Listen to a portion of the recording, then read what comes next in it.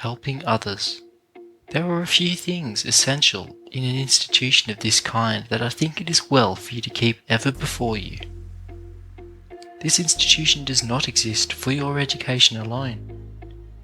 It does not exist for your comfort and happiness altogether, although those things are important and we keep them in mind. It exists that we may give you intelligence, skill of hand, and strength of mind and heart. And we help you in these ways that you in turn may help others. We help you that you may help somebody else.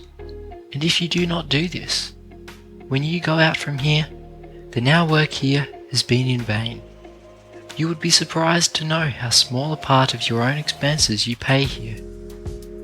You pay but little.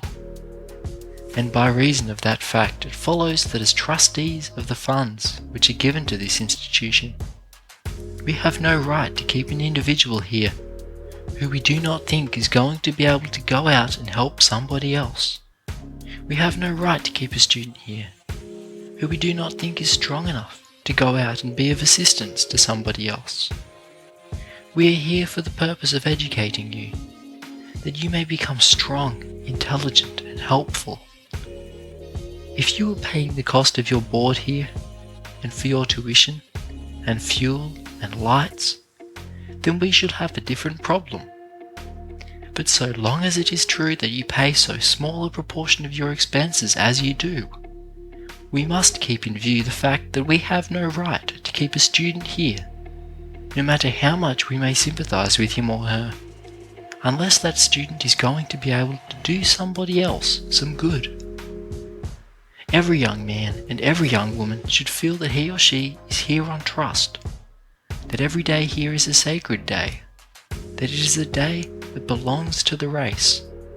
Our graduates, and the majority of the students who have gone out from here, have ever had an unselfish spirit, and have been willing to go out and work at first for small salaries and in uncomfortable places, where in a large degree conditions have been discouraging and desolate. We believe that kind of spirit will continue to exist in this institution, and that we shall continue to have students who will go out from here to make other persons strong and useful. Now no individual can help another individual unless he himself is strong. You notice that the curriculum here goes along in three directions: along the line of labour, of academic training, and of moral and religious training. We expect those who are here to keep strong and to make themselves efficient in these three directions, in each of which you are to learn to be leaders. Some people are able to do a thing when they are directed to do it, but people of that kind are not worth very much. There are people in the world who never think, who never map out anything for themselves, who have to wait to be told what to do. People of that kind are not worth anything. They really ought to pay rent for the air they breathe, for they only vitiate it. Now we do not want such people as those here. We want people who are going to think, people who are going to prepare themselves. I noticed an incident this morning. Did you ever hear that side door creak on its hinges before this morning? The janitor ought to have noticed that creaking and put some oil on the hinges without waiting to be told to do it. Then again, this morning, I noticed that after it had been raining hard for 24 hours, when it was wet and muddy, no provision had been made to protect the hogs at the sty, and they were completely covered with mud. Now the person who had charge of the sty should not have waited for someone to tell him to go down there and put some straw in for bedding and put boards over the sty to keep the animals dry. No one in charge of the hogs ought to have waited to be told to do a thing like that. The kind of persons we want here are those who are not going to wait for you to tell them to do such things, but who will think of them for themselves and do them. If we cannot turn out a man here who is capable of taking care of a pigsty, how can we expect him to take care of affairs of state? Then again, some of you are expected to take care of the roads.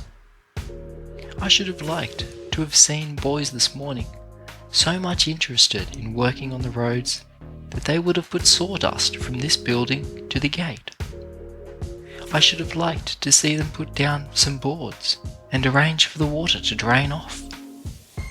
We want such fellows as those here.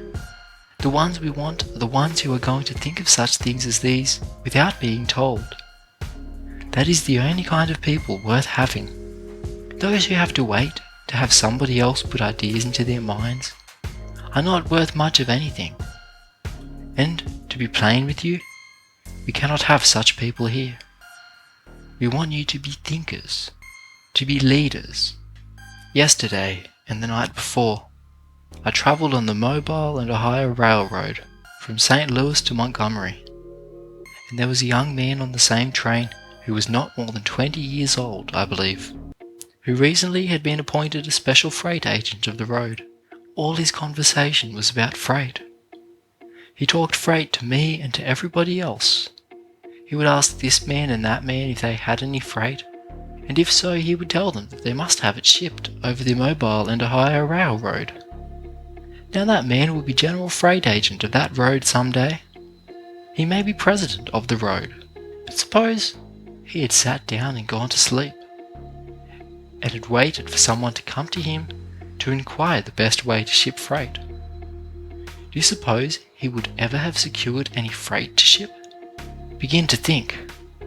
If you cannot learn to think, why, you will be of no use to yourself or anybody else.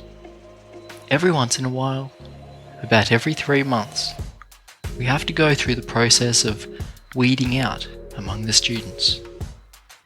We are going to make that weeding out process stricter this year than ever before. We are compelled to get rid of every student here who is weak in mind, weak in morals, or weak in industry. We cannot keep a student here unless he counts for one. You must count one yourself. You eat for one, you drink for one, and you sleep for one. And so you will have to count for one if you are going to stay here. I want you to go out into the world, not to have an easy time, but to make sacrifices and to help somebody else. There are those who need your help and your sacrifice. You may be called upon to sacrifice a great deal. You may have to work for small salaries. You may have to teach school in uncomfortable buildings. You may have to work in desolate places, and the surroundings may be in every way discouraging. And when I speak of your going out into life, I do not confine you to the schoolroom.